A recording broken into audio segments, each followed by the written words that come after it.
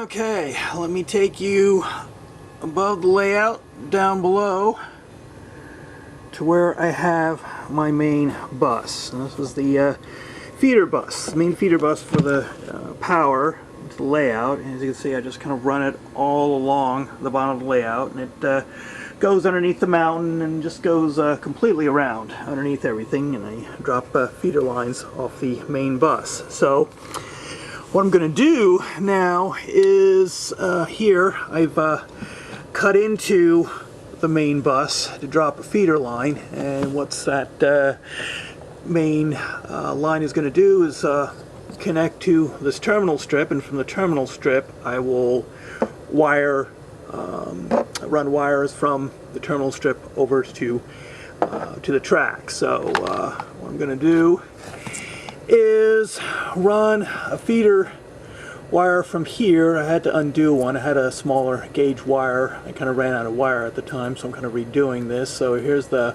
hot wire, the black wire here that's already been soldered. And you know, if you're using the regular strand wire, you don't have to worry about cutting the insulation off the way I've done here. But if you happen to have some leftover wire that will be adequate from a bus from construction, this will work just fine. So let me go ahead and get set up. Okay, I'm going to go ahead and cut length of wire here. It's about roughly, okay.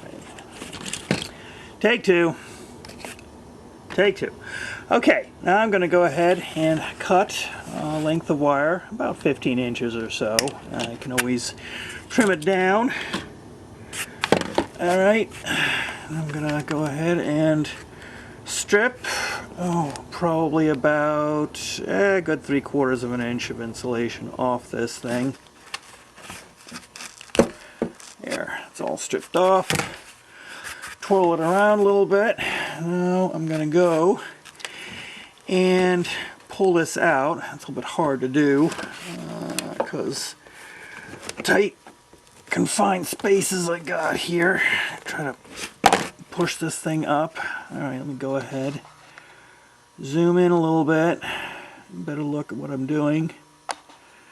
So you can see that there.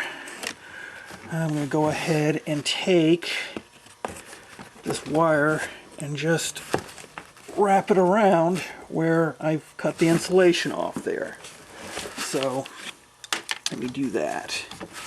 And there's a good reason why I've run this around the outer edge, so it's a little bit more accessible, easier to get to. So let me go ahead and there, wrap it around like that. There we go. Alright, now I'm going to go ahead, it's a little bit loose, let me tighten that up a little bit more. And one of the reasons why I use a stranded wire is that it's a little bit, especially get the heavier wire, it's a little bit easier to work with. So, alright, I think we got that there. So, I'm going to take a little bit of solder, my rosin core solder, and just hold it up against that and just touch the iron to the solder. And the solder will flow onto the wire, onto the bus, and solder this feeder wire in place. And go ahead and get this to flow around. So got this all nicely soldered into place. There we go.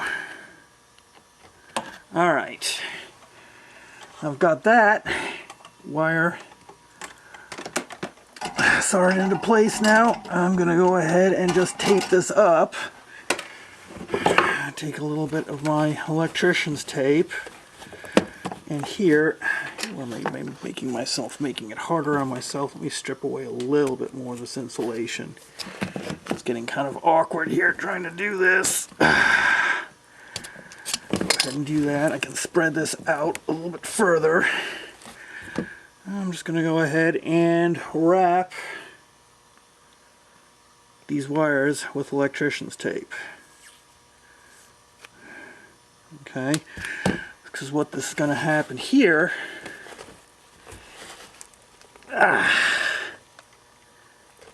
is, okay, boy, a little bit more fussier than I thought. Here we go. I'll go ahead and wrap this around and use my little, I have a little file in here to poke it through so it gets wrapped around nicely. There we go. That's a bit more like it. Kind of keep this all insulated and protected.